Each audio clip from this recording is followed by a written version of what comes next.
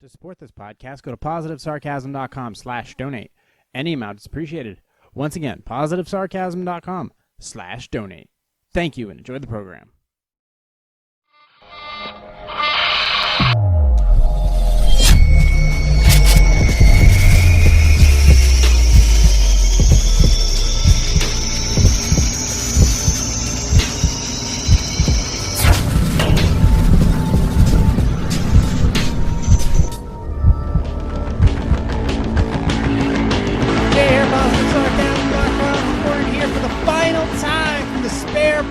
Studio. Happy 2020, everybody.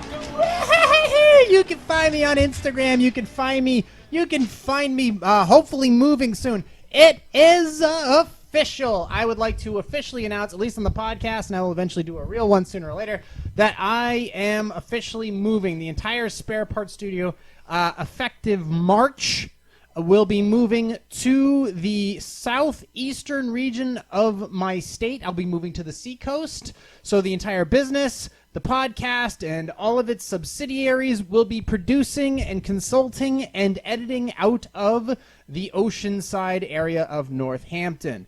So that is that is coming forward soon. So this whole place, I gotta pack this shit up and move it on down to the fucking basement. Yeah, it's gonna fucking suck, because I'm the only one with good ankles. Yeah, happy Wednesday, but it is the official final podcast of this manufactured, borderline misogynistic podcast of the year, and I will be taking off about a week so that I can properly move and set everything up in the mobile Spare Parts Studio, the underground location. Then I will be moving it again. So if this is the first time that you've been listening to this podcast, my name is Jay. It's for Joey, and I'm not gay. But if you are, but that's okay. They call me sexy. I shop at JCPenney's. But you can find me on Instagram at @positive_sarcasm. You can find me on Facebook.com/POS sarcasm if you just want to be my friend, or you just want to yell at me personally. You can go to Facebook.com/Positive Sarcasm, and of course TikTok and Parler at Positive Sarcasm and at POS Sarcasm. Happy Wednesday, everybody. What else we got? Oh yeah, the coffee thing. Oh, that's right. Okay, so am I even recording? Okay, we're good. So anyways, I was working on the coffee thing last night. Yes, it is official. I'm coming out with a coffee brand for 2021. And in that situation, I'm currently testing the beans. I thought I had it set up 200 degrees for 19 minutes. It was all ready to go. It was going to be a nice medium roast, floral, light body, great black breakfast blend. But for some reason, I was doing a full set of orders last night, and I don't know, something happened where you can tell it just wasn't colored right. Colored? Can I still use that word? I don't think so. Anyways, moving on. So it didn't look right. The roast wasn't dark enough. Matter of fact, it wasn't dark enough by any standards where you actually want to make it into coffee. I don't know what it was, so I said, fuck it, I'm going to go full bore. Instead of doing 200 degrees, I gave it 210 degrees, and I got the color back that I was... Color? I got the color back that I was looking for, and at 210 degrees for 19 minutes, I think I got the blend that I want. I'm going to continue to monitor it going forward. Go out of my way to make sure that I have the fill of the orders, enough of the orders I need to fill, and the ones that can wait until after Christmas, I will do so. But these are all prototype initial testing orders that people have bought and paid for, and then we'll go out after that. But I already immediately ordered another a smaller bag of coffee that's on its way that has yet to be roasted. And then additional roasters will be ordered. And then eventually I'm just going to be buying 25-pound bags. They're just going to be showing up at my door. Just big hunk freaking Buenos Dias fucking bags. So that's going to be going on. So yeah, this is the final podcast in this studio. The final one. It's amazing how long... I remember when I first put this fucking room together, and I was like, I'm going all out. Is this going to work out? And it's been interesting. I've learned so much in here, from electronics to editing to video shooting, the upgrades that'll be done. And then the new one, which in March I have a layout that I'm planning. I'm going to be piecing it together one by one. The new Behringer receiver that I'm putting together, possibly 4 mics instead of 2. But thankfully I still have the whole setup to. Once I sit down and podcast, I'm probably going to have 2 areas where I can podcast in where I'm going to be per se, because I got to set everything up. I have to set up a brand new lab for PB and Joey. I have to set up a coffee area too to roast all the beans to make sure that's ready to go. Then I have to set up a consulting area where we can sit down and I can talk to a client if they have wants and needs for video editing, wedding couples, posing music, whatever. And then I have to have the spare part studio, the podcast studio, the whole lounge area. That has to get done too. That has to all get set up and everything like ready to go. But that is literally months away, just a few months away, and I'm heading there, and it's great. It's really finally. I've been trying not to say anything because, like I said this possibility of me moving there about 3 or 4 months ago. I didn't want to say anything. I was super nervous. Things never fucking work out, I guess you could say. Although I keep it, I'm always so pessimistic, but it is finally happening. Like, it is happening. There's only a few minor details and a few only small things that could possibly get in the way. But it is actually happening. It is moving forward. I am getting out of here. I am moving to the ocean. This is real. This is fucking real. I'm actually going to make this work. You know, I mean, there's nothing on my end. I've done for the most part, all I really can while holding on to some finances and some of my sanity and all of my gear and letting all my clients knowing what I'm up to and my friends. It finally. Like, if you do work hard enough, these things can work out. I don't know what everybody's complaining about. Honestly, like 2020 has been a fucking blessing to me. Yeah, sure, a couple 100,000 people died in the United States, but still, it's a fucking miracle to me. Like, this is a goddamn Christmas miracle. Everything is working out for me for the most part. The only thing that didn't work out for me this year was Top Gun got delayed by an entire year. That's it. The only downside for 2020 for me has been that I didn't get to see Tom Cruise on the big screen. I mean, sure, recently he did just give us an Oscar-winning performance of that tirade he just put out. Do I have that on? I'm pretty sure I have that on video. Do I have that on video? You're back here in Hollywood making movies right now because of us. Because they believe in us and what we're doing. What we're doing! I'm on the phone with every studio. Oh, he swore. Insurance companies. Producers. Geico! And they're looking at us and using us to make their movies. We are creating thousands of jobs, you I don't ever want to see it again. Ever! Ever! And if you don't do it, you're fired. And I see you do it again, you're gone. And anyone on this crew does it. That's it. And you too, and you too, and you.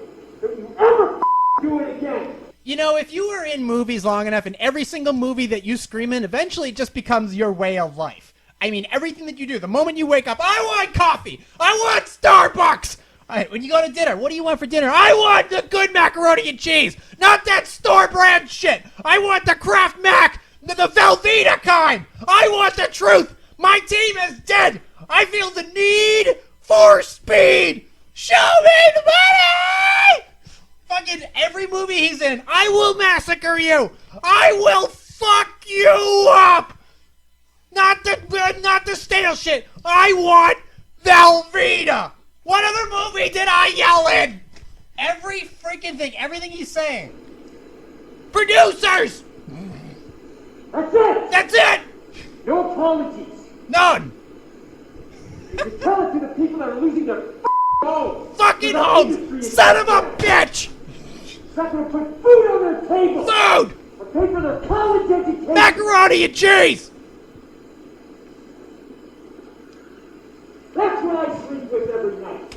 I don't sleep at all. What do you think about that, Tom Cruise? He should get an Oscar next year. An Oscar. Absolutely. If I don't know when Tom Cruise's next movie is going to come out. Like right now, he's working on the next Mission Impossible 32,000. He's going to be going to space. He's got a movie that he's working on going to fucking space. And I have no idea what that's going to be about. Like, I have no. First of all, if Tom Cruise, he goes to space, sign me up. Like, I have to see that. That is obviously an IMAX production. That is definitely not going to be for Amazon Prime. There's no way something like that is going to Amazon Prime. Honestly, Tom Cruise could stop COVID if he wanted to. He's that insane. Like, I don't know why. The guy is Hollywood, so I don't understand. Yeah, I know I'm talking about Hollywood celebrities, but I still like movies. And the guy, the thing is, if you are an actor on set, and every movie that you're in, you are supposed to be intense.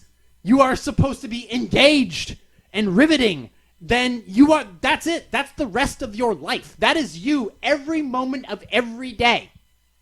So when Christian Bale freaks out on set, and Liam Neeson freaks out on set, how the fuck do you not expect Maverick to go completely insane when all of a sudden a couple of lunkies are leaning over a computer that don't have masks on, and he's in the middle of a set because liability. Everybody's like, oh, he shouldn't be an asshole. Well, first of all, here's the thing. Actors are drama queens. And all they do is blah, blah, blah, look at me, and all this other bullshit, which is why I'm annoyed by him. However, he is not just an actor. He is a producer. He dropped almost $1 million of his own money on this right now for COVID guidelines, for insurance purposes, and just his own money to produce the movie. Also, take into account, he's got this movie going right now, and he's trying to follow COVID guidelines. So he's got all this stuff right now, trying to keep the movie going, making sure, because at any moment, the production company can shut it down. And we're not talking about somebody who pretends to be. This guy is in the moment. This guy actually does his own stunts. They fucking strapped him to a plane and sent him off. Okay? They literally did. If you go and watch the last, I think it was Rogue Nation, they strapped him to a fucking plane and then took off. Like an actual plane. He's on the outside of it. They also sent him, he also did stunts outside the world's largest building in Dubai. This guy was hanging, swinging around like a fucking idiot from one side of the Dubai Tower, the Burj Khalifa. Look it up. It's pretty goddamn tall. Swinging from one end to another end. Just like, look at me, I'm Tom Cruise. Just like nothing. The guy puts, in every movie set now, he has his life in his hands, just swinging around like a fuck, and you can just watch the insurance company funding the movie just in case something happens to one of the world's biggest blockbuster actors. Oh, we don't know what happened to the cable. It just, I don't know. And then there, boom, he's gone. And he's dead. Tom Cruise is dead. We killed him. We don't know what to do. So what else? And he's just swinging around. So he's hanging from the Burj Khalifa. They're sending him off on a fucking plane strapped to the side of it. Now we're sending him off to the space. And then he's in the middle. He's strapped in with an IMAX camera in the back of an FA-18 Super Strike Eagle, whatever the fuck, Super Hornet, excuse me, with a giant IMAX camera. And he's doing fucking all kinds of G-turns and upside down. He's going completely all over the place with a camera and a fucking warplane. So this guy is putting himself through all kinds of effort. And he was running across rooftops in one of his movies and broke his fucking leg. Destroyed his foot and then continued running. And then finally, once he came down from all the adrenaline, went to the hospital. So this guy is legit. Okay? This guy is the grinder. So if this guy all of a sudden happens to blow up on a movie set that he has almost $1 million invested in, I would fucking shit. I would fucking get pissy and start screaming as well. Okay? I get mad when I have like a problem with like an eBay order or something like that. This guy has $1 million invested, all this shit. He's one of the most successful actors of all time. He makes other people money. When he says he's screaming about college education and he's screaming out fucking putting food on the table, he's right. He's right because the whole industry is practically shut down, and because of him, people are working. And one of the places that's shut down the most, California. But thankfully nowadays you can go to other places like Vancouver or Georgia or overseas. But because of him, and he's following guidelines, because right now the amount of lawyers and liability and insurance companies and state and country guidelines are so crazy. He has to manage all of that. And if some fucking inspector shows up or a health and safety inspector shows up, they can shut down the movie set that moment.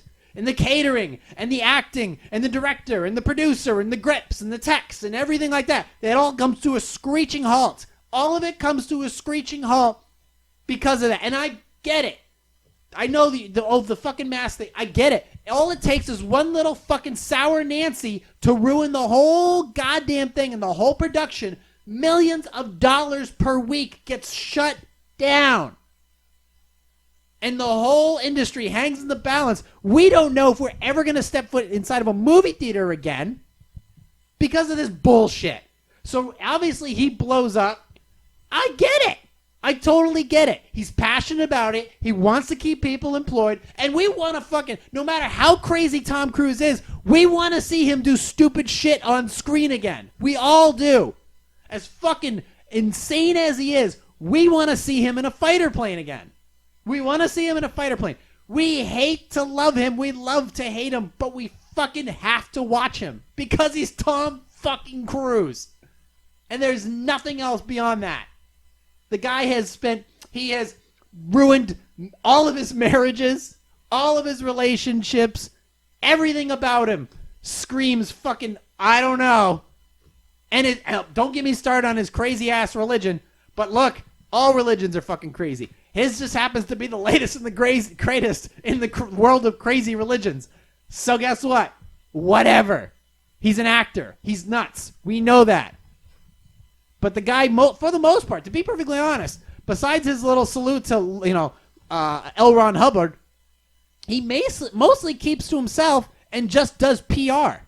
You don't see him on shitloads of podcasts telling you what his fucking gender pronouns are. He doesn't do any of that stuff. He just acts. And he just says, what can we do now to be bigger and bolder and more entertaining? What can we do for the audience? How can I get my rocks off? How fast can this motorcycle go? How fast beyond the atmosphere can we go? Can we go to fucking Mars? Can we break the speed of sound? How hard can we do this? What can I do? What can I get away with the insurance? How much money do I have to put down in order to get this production off the ground?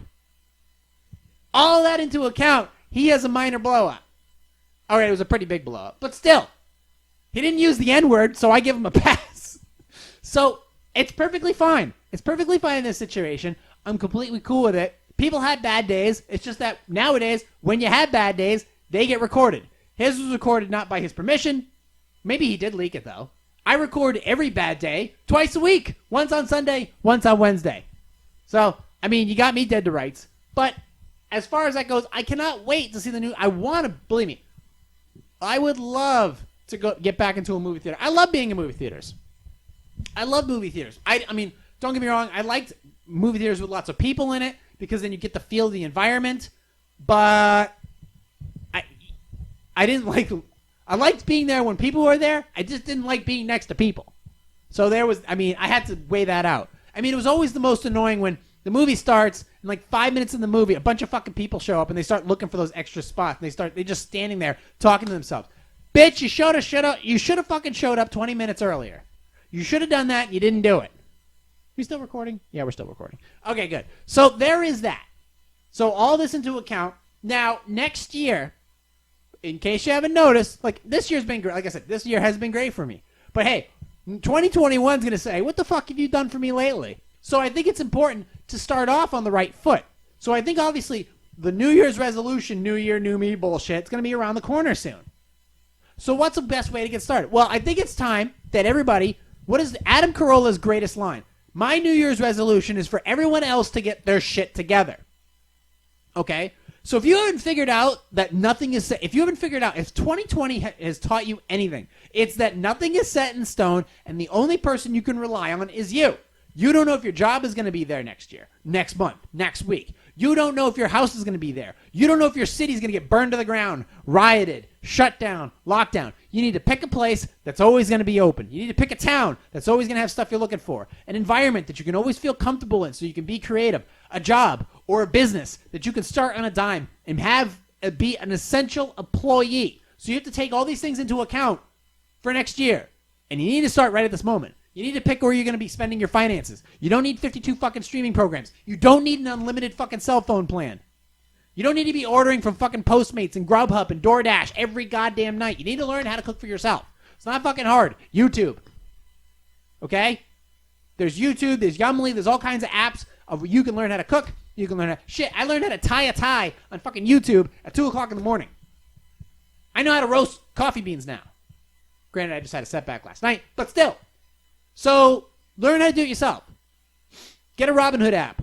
Learn how to invest on your own. Learn how to invest. Pick some of the companies that have been around for the longest, that pay out dividends, that have a promising and strong future that you can continue to build on, and build yourself your own fucking retirement. Start building yourself your own retirement so you don't have to worry about what Social Security is going to look like in 20 years. What your retirement plan for your work, if you have one, is going to be like in 20 years. And you can make adjustments on your own. You can do the research. There's a ton of guys out there online and stuff that can teach you about mutual funds and indexes and real estate income trusts and revolving stocks and small caps and mid caps and large caps. And you can learn all that stuff. And all it requires is a little bit of capital. And then you can understand what happens in a crash and where the money goes and how you can chase it or how you can acquire it. And then you can make moves in a dime. Or if you can't sit there and watch numbers all day, you can pre-plan your moves. Limit buys, limit sells, limit stop losses, options, calls. I personally wouldn't get involved in options and calls because my brain doesn't work like that.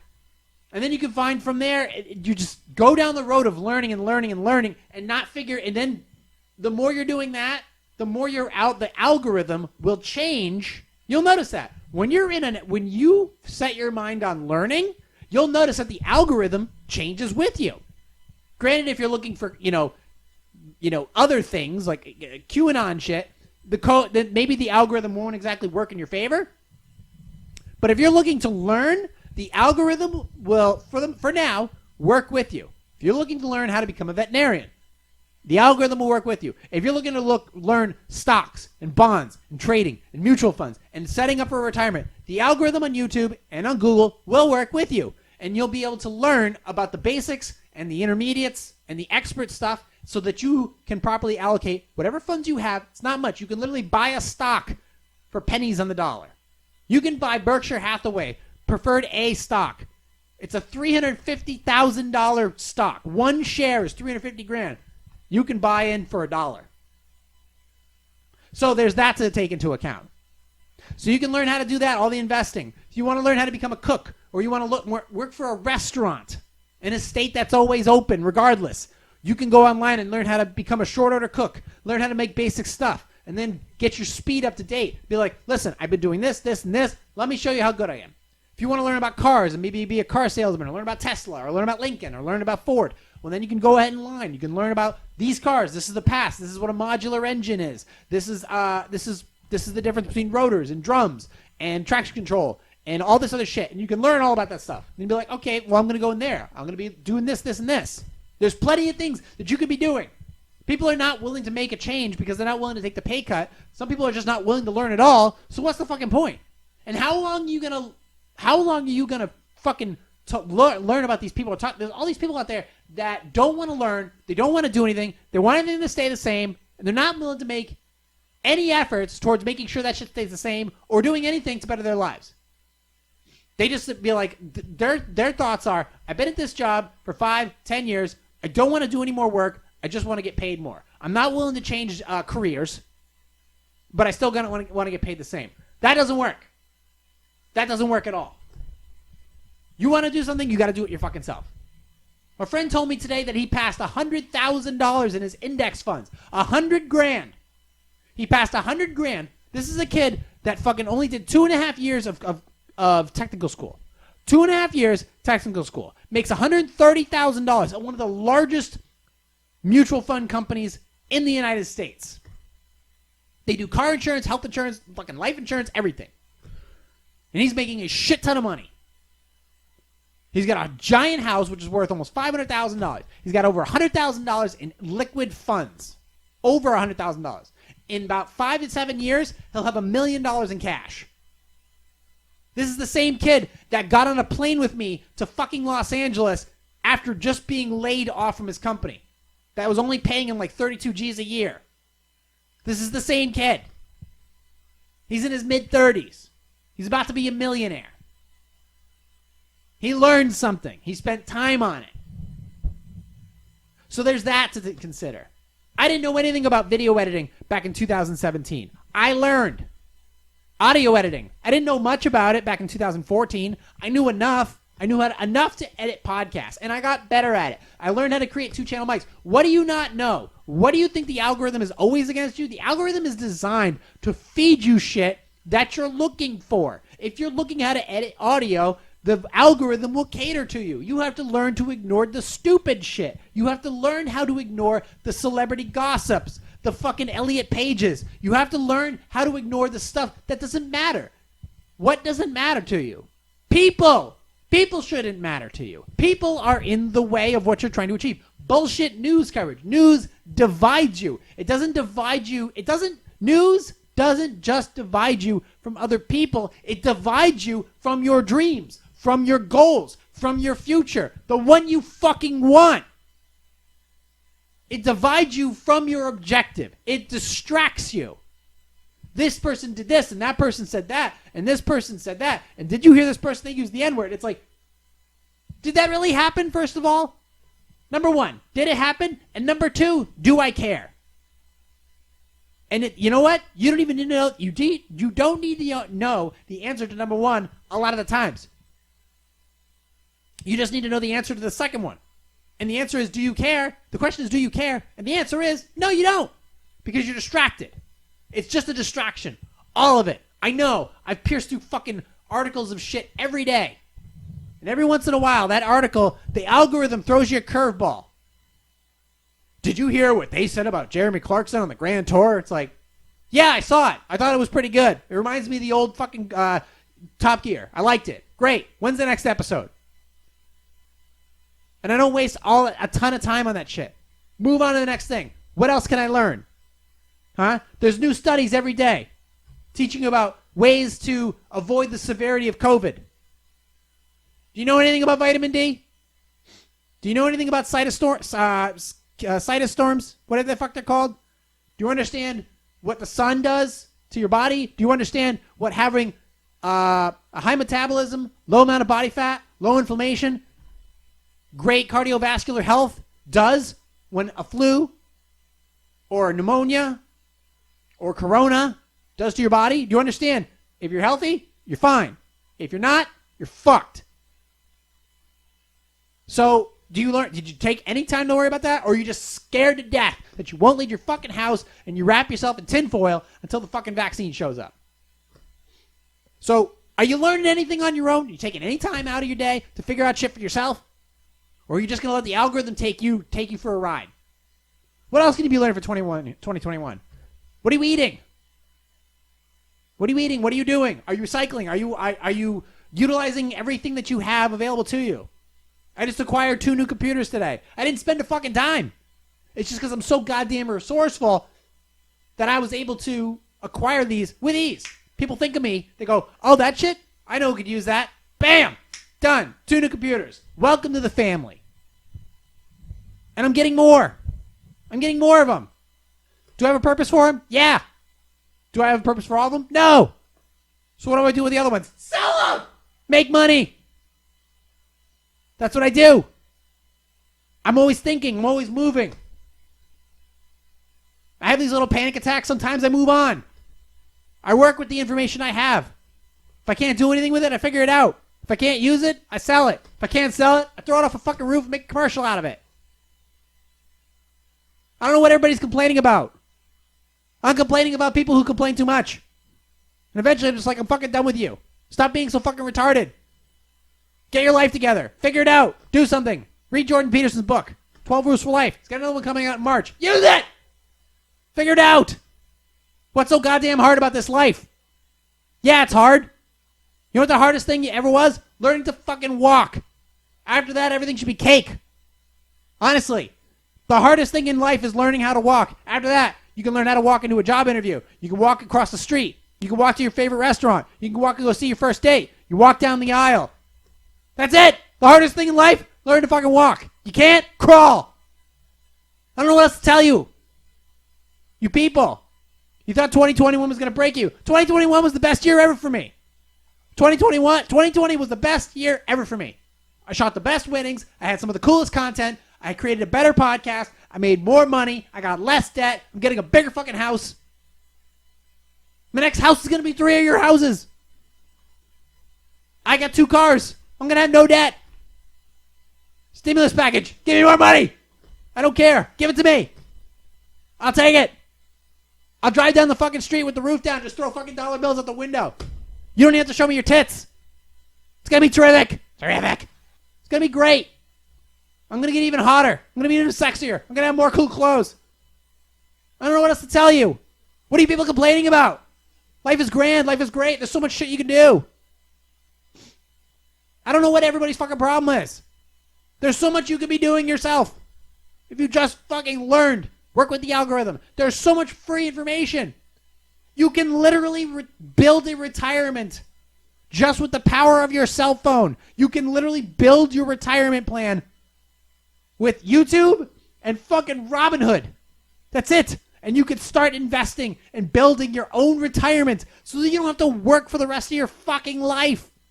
You don't have to be 80 years old pushing carts at Hannaford's. You don't have to do that. You can change your own life. Be like, wow, I'm glad I started that when I was 25. I'm glad I did that. Shit, I didn't even realize that there's books on tape. You could be driving to this place. It takes you fucking 2 hours to drive to this place. You can listen to a podcast about the Spanish Civil War and learn all this kind of history and understand, well, I guess things were not exactly as I thought they were. You can learn. You can get a better idea by learning about your history. Here's another random tidbit that you don't know about. The actual American Civil War. What's the one state that barely got fucking touched? Texas! You know why? Nobody fucks with Texas. Texas is the shit. It's awesome. Why didn't I move there? No ocean! Gulf of Mexico doesn't count. And the water's dirty. But still, you don't mess with Texas. Will there be another civil war? Most likely. Is New Hampshire going to be a part of it? Probably not. We're not big enough. We don't matter. We're kind of jesters in a small court. But seriously. Will there be another civil war? There might be. There might be. People die all the time. Why is there a ticker about how many people die of coronavirus? Who gives a shit? People die all the time. How many people died of the fucking flu this year? I don't know. Why? Didn't look. Do I care? No. Why? I got too much shit to do. I'm busy. I got way too much other shit to do. I got way too much other shit to read about. I have other people in my life I care more about. I don't care about Susan in Wichita who died because she had pneumonia. Fuck Susan. Nobody cares about Susan. Susan's a cunt. We move on. Susan doesn't. Why? She ate too many donuts. You should never put a fucking hamburger between a donut. Doesn't lead to good things. Only leads to bad things. Let's face it. It looks delicious on Instagram, but it probably won't feel well after. It's like, oh my God, it looks amazing. I have to try it. Oh, can you put the bacon on it, the cheese? 10 minutes later, why the fuck did I put a hamburger between a glazed donut and shove it in my face? I must be fucking stupid. Yes, you are. Just because on Instagram doesn't mean you can eat it. Just because it's on Instagram doesn't mean you should drive it. Saw Dodge Daytona on Instagram. Look cool. Barracuda. Plymouth Hemi-Cuda. Looks awesome. Would I drive it? No. Why? Probably die. Not driving a fucking Hemi-Cuda. No. That thing had no brakes. You ever driven a 1970s muscle car? No brakes. It's all drums. You know what brake drums are? Brake drums are basically springs. Little springs inside of a hub. And the only way you can stop is you slam your fucking foot down and hope the springs extend enough to the point where the car that weighs almost 5,000 pounds stops. And guess what? Most of the time it doesn't.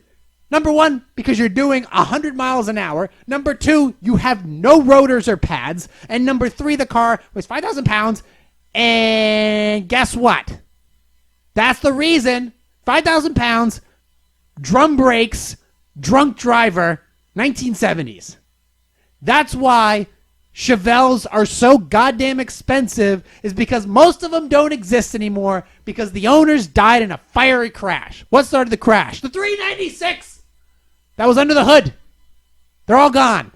That's why Chevelles are so expensive, because most of them were totaled. That's why. But I'm not going to drive one.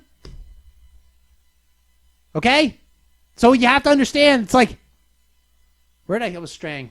Forgot what I was saying. But saying, the donut with the burger in it, don't fucking eat it. It's not worth it.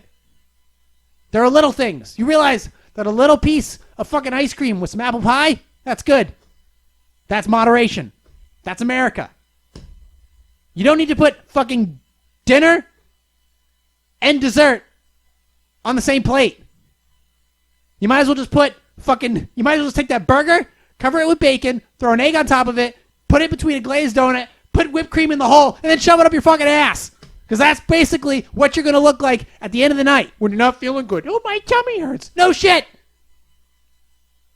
So do yourself a favor. 2021, stop scrolling on Instagram for fucking burger donuts. Do something else useful with your time. Learn how to code. Get off Twitter. Stop yelling at everybody who votes differently than you do. Or ask questions that maybe you don't necessarily agree with. Opinions that you're offended by. Do something better. Be better with your life. Be a better person. Be a more productive person. Nobody cares about your identity. We want to know about your productivity. Your productivity defines who you are.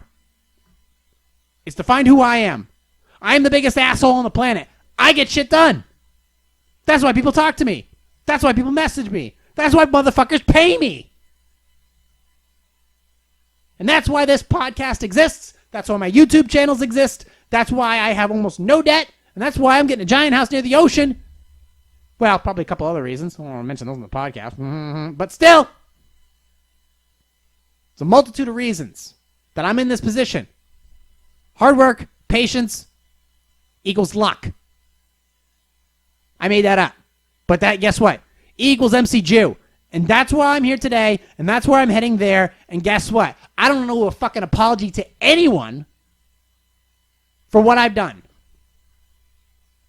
I'm here, and I'm so fucking proud of everything I put together. And you can do better than me. You can be better than me. You can make more than me. You can be more successful than me. You can be more famous than me. Great. Good for you. Congratulations. Get to it. Build up that bank account. Go buy them stocks. Go get that timeshare. Go fucking travel the world. Go save the Aborigines. I don't care. Do something. Anything's better than what you're doing. Anything's better than what you're achieving. Anything's better than what you're complaining about. Find a better path. Learn. The algorithm is there for you. So do that. Be better. Be more creative. Go and do. Go, do, achieve. And you'll go farther. Do we have any Q&As for today? I don't know. Are these people even more applicable of my time? I don't know. Let's find out. I hadn't even bothered to pull it up. And I'm sure they're just as stupid as they are every other week on dig.com, which is basically just full of bullshit articles.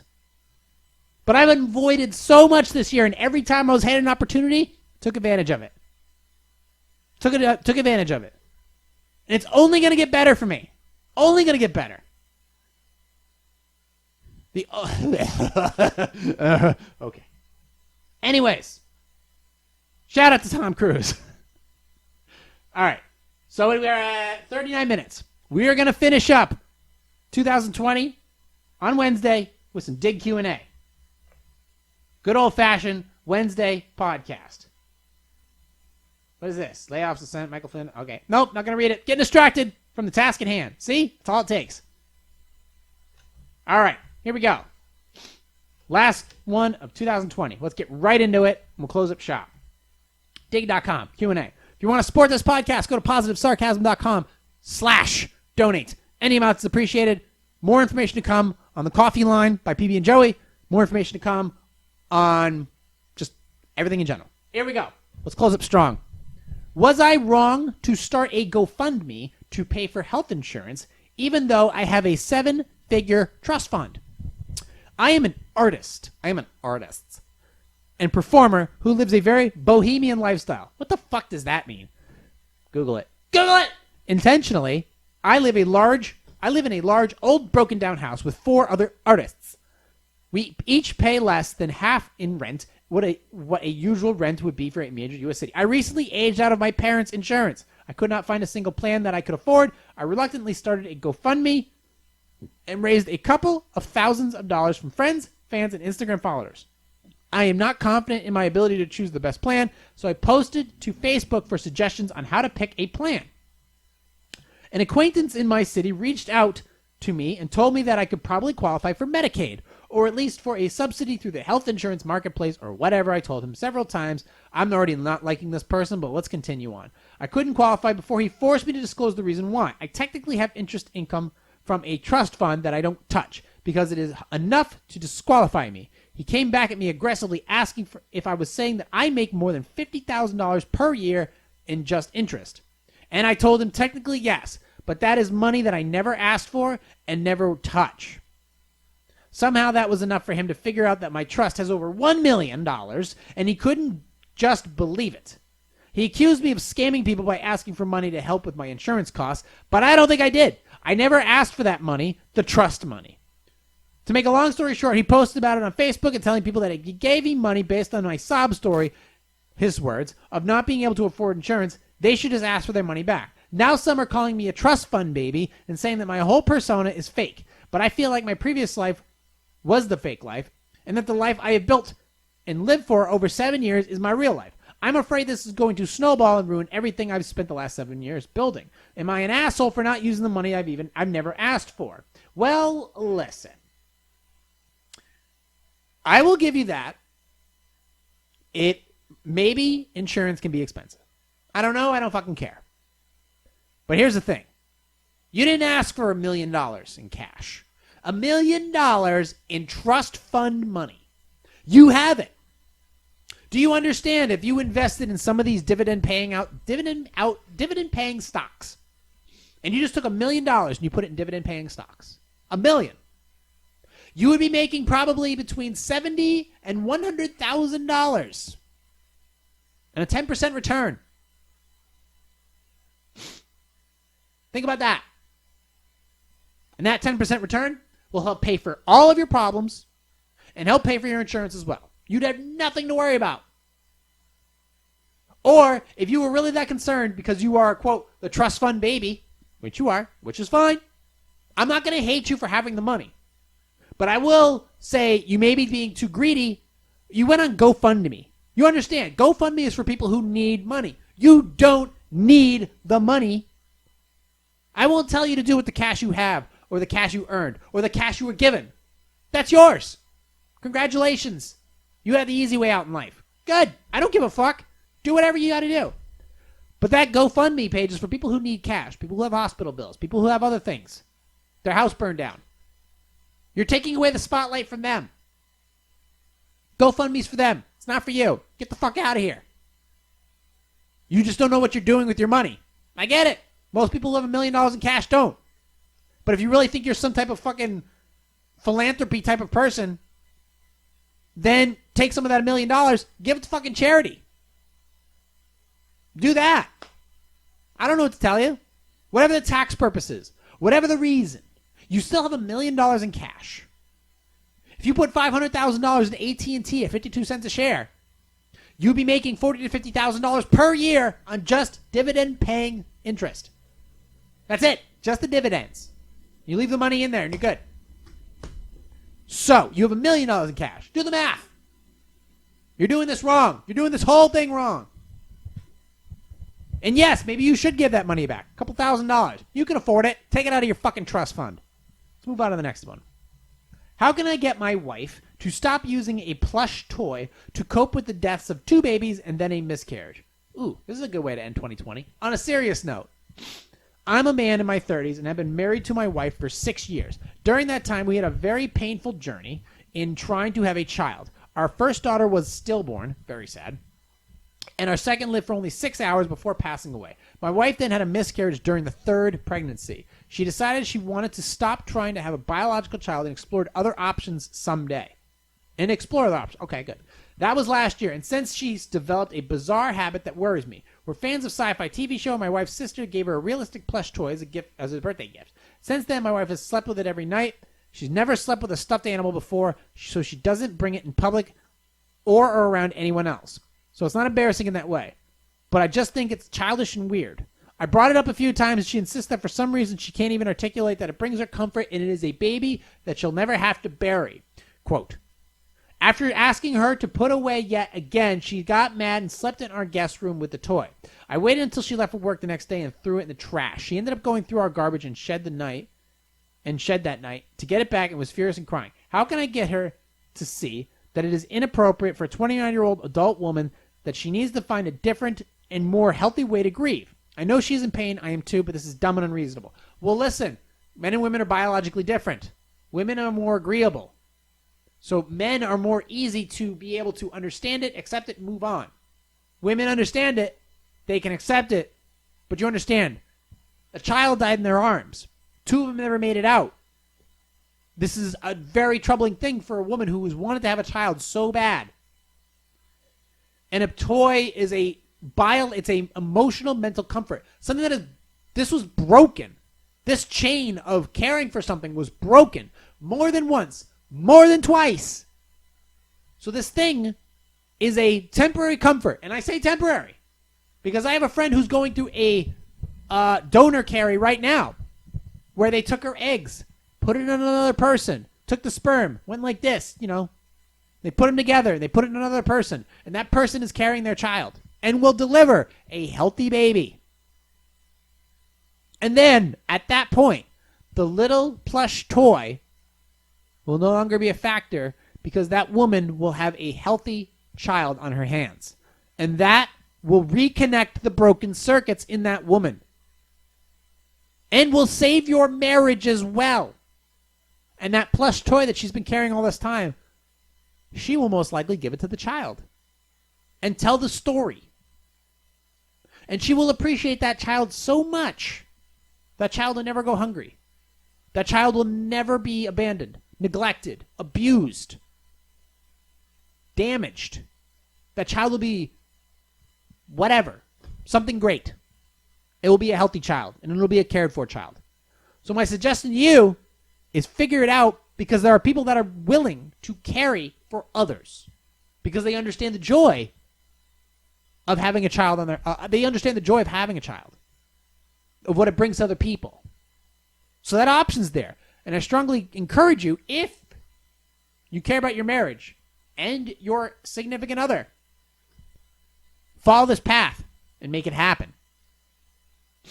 And make sure that you're both, her eggs are viable, your sperm is viable, and then make sure that somebody carries it for you. And then this whole thing, 9 months from now, will be nothing but just a moment in time. That's the route you should take. That's the route I think you should go in order to save your marriage. Okay? Otherwise, what are we doing here? Move on to the next one. Is it unreasonable for me to be upset that my boss gave a gift basket to everyone at work except me and invited me to watch? I've been working as a co-op student at a nonprofit full-time the past 4 months. For context, because of COVID, it's been a complete virtual role, and the team is quite small, with 10 people working at the organizational total. I've had a fair amount of issues with this organization throughout the past few months, such as hearing microaggressions from the CEO. Oh, boy. Save it, Joey. Save it. Nobody learning my name for the first 2 months, and just being called the student.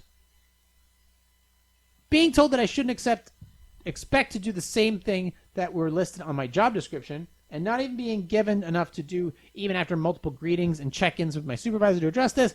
What's really my issue is that the CEO sent out a Zoom invitation to everyone, including me, for a virtual holiday party that was taking place during work hours. When I opened the meeting link, the CEO instructed everyone to open the gift baskets that she had dropped off to them prior, that they were filled with different fancy foods like cheese, crackers, and fresh salmon. I was the only one who didn't receive such a gift basket, and just sat there and watched and was too shocked to say anything in the moment.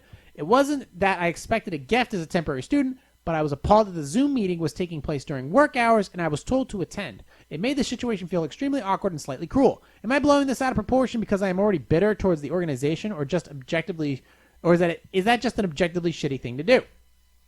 Well, I get it.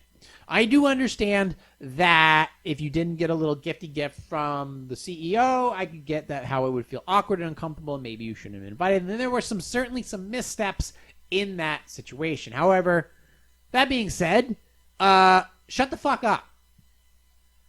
You're a fucking intern. I get it. Interns do a lot, and they generally don't get paid, and they got to do a lot of stupid shit, and blah, blah, blah, blah, blah. But I get it. There's a lot that you were complaining. You are definitely complaining way too much in a position that you don't have to do because you're not getting paid. You can go do something else. If you're getting it for college credit, great, good for you. Who gives a shit about college? Go find something else to do. Go pick another thing. To me, it's like, after doing the South Sudan project, I got no fucking empathy for this situation. I don't care. You didn't get some fucking wines and cheeses and salmon and shit. Ooh, what do you fucking do? You had to attend a Zoom meeting. Oh my God, my fucking life's over. Get over it. Get over it. Move on to the next thing. Everybody gets treated like like a pile of shit at some point in life. You gotta learn. You just remember what it's like to be treated like shit, and you use that fuel to do something better down the run. If you're gonna let some fucking fancy fucking cheese bury you as an individual because of some microaggressions, go fucking die. Sorry you couldn't make it out of 2020. Hugs and kisses. Let's move on to the next one. How can I get my husband to stop throwing away all my belongings? My husband of decades has a habit I don't care for. Get ready. There's going to be a few more. Can't seem to understand the problem. Make him understand the problem. The issue is this. If he sees anything around he doesn't recognize, he throws it away. Thank God he still recognizes you. Wait till he gets Alzheimer's. He's going to throw you right in the fucking dumpster. If you are right there, then you can stop him. Otherwise, you're out of luck. I check the garbage for items regularly. The last things he tossed out that I didn't catch, were 2 photo albums from my childhood. My mom, dad, and great-grandma worked on those 2 albums. Needless to say, the albums contain pictures of many individuals who were gone, and I can't seem to forget him and get over it. It's mostly grieving for what I can never see again. I thought I had made him understand that these sentimental items are mine, and that he has no right to throw something away about checking with me. Please help. Tried counseling both me alone and us together. I've left notes on items from matter of fact rather nasty. I've tried explaining every day not to throw my things away. Please tell me how to deal with this problem. Quit the relationship. Get a divorce. Leave. He throws things away. I'm like, throw him away. Throw him in the trash. It's only going to get worse. He's only going to get older. He's going to throw it away. He's going to throw your fucking keys away. He's going to throw you away. Throw the marriage away. It's over. You've been with him for decades. Quit. Move on to the next thing. You don't like something, get rid of it. You don't like someone, get rid of them. That's all. What else do you need to figure out from this? There's nothing else. This doesn't matter. Sound like Andrew Cuomo. What you need to do is do this. More taxes. Lock down the whole city. It's easy. Simple. Nobody will fight you for it. The idea is that if you are in a situation where you don't like to be in, assess the situation and leave if possible. That's all. Your husband's an asshole? All right. Well, guess what? Leave him alone. Leave him be.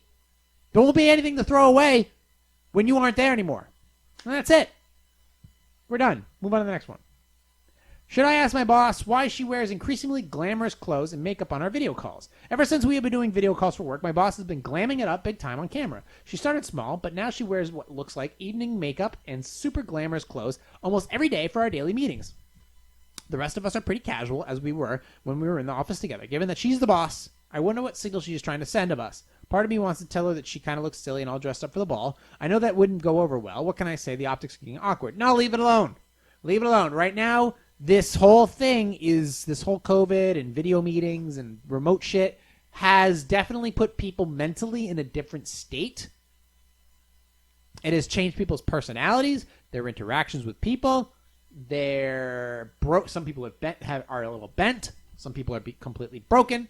You have to understand the psyche of a lot of people right now is not the same.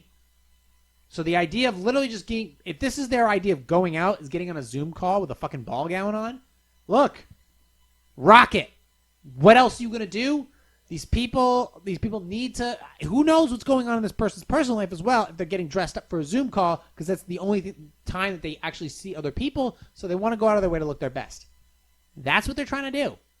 You have to leave it be. You have to leave it alone because you're not in their position.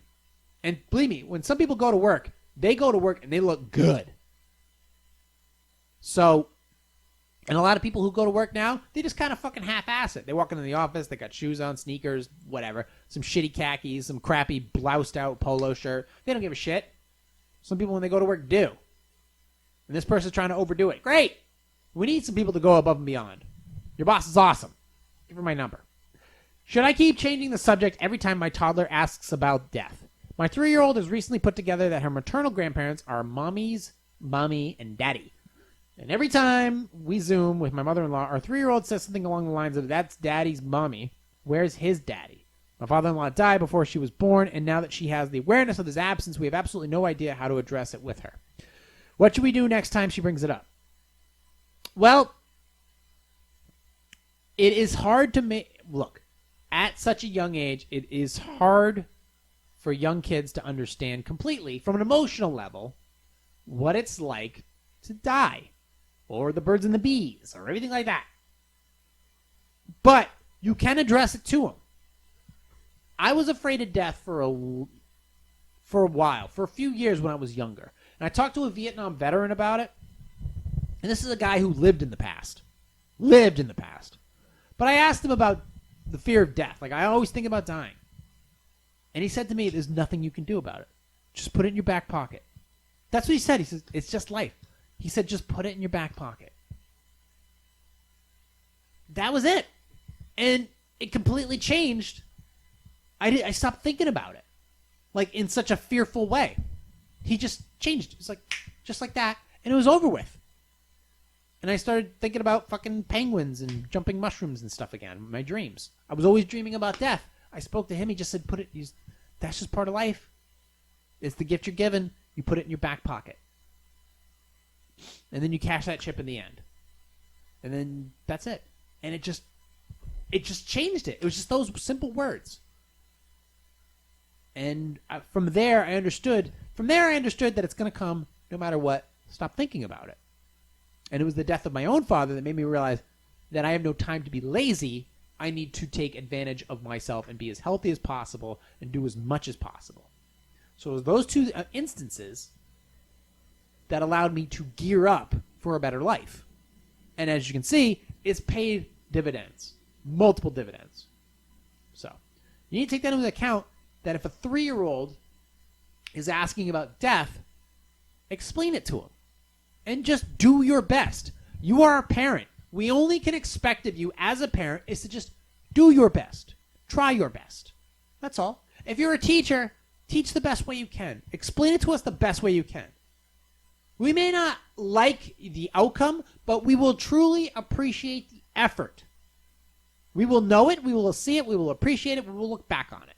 That's what matters. It's not so much the result, it's the effort. You try to make a pie in the oven, you end up burning the fucking pie. You tried. You did try. That was there. And eventually the effort will show. Well, no, the effort will show, but the result will eventually be what you want, or close to it. So just try. And you might actually be able to pull it off. And the kid just might be like, oh, okay. Kids are like that. They also might get nightmares too. But you're trying. And just do the best you can. Don't just fill them full of Ritalin and send them off to school. The only thing you can lie about to a kid is basically Santa. Tell him Santa Claus is real. Stop thinking about death or Santa will give you fucking charcoal in your stocking. Shut up. Go to bed. So, that is the end of Dig Q&A. That is the end of this podcast. That is the end of this year. And that is the end of this version of this studio. It's been a hell of a run. This podcast will go underground for 3 months. Well, the video and the audio will still be up. It'll be in an underground location. But this video, it'll be in a mobile, smaller spot, 3 months. And then it will take a brief vacation, per se, in March to get set up. And once it's good and ready to rock, power it on, get right back to business. Twice a week, as promised, as delivered. It'll be great. I've done over 200 episodes. There's new subscribers here, new comments there, new views, new likes. You just keep building. little dollars, pennies and dollars at the time. Just keep adding to it. Keep building. Keep looking forward. Keep offering shit. Keep using what you got. This has been a hell of a year for me. Truly. I've done some of the best video work that I've done in a long time. I've given my availability as much as possible. I've tried as much as possible. It's been a little shaky towards the end, but I got there. I got there, and I'm being rewarded. It's freaking awesome, and I cannot wait for the next studio. I cannot wait to take all this shit that's here and put it in a new spot. This is not a sad moment because I'm not giving up any of this stuff. I'm giving up the walls. But all this shit's coming with me. And I cannot wait to show it to you. And you will see it. And it will be amazing. I love you all very much. Friends, family, clients. From the posing music to the wedding videos to the collabs to the questions to the comments to the hate mail to the likes to the subscribers. It's been crazy. The thousands of words, the thousands of minutes of content. And there's only more coming. So, and just because I'm moving this way, I'm not moving far away. So you'll all have access to me, whether it's visually or it's going to be physically or virtually. You'll all have access to me. This is an open concept. Every week, this is a stream. This podcast it's meant to be a stream of consciousness. It's not supposed to be completely scripted or all Q&A or all about health and wellness or all about finance or all about this or that. It should start off with a stream of consciousness.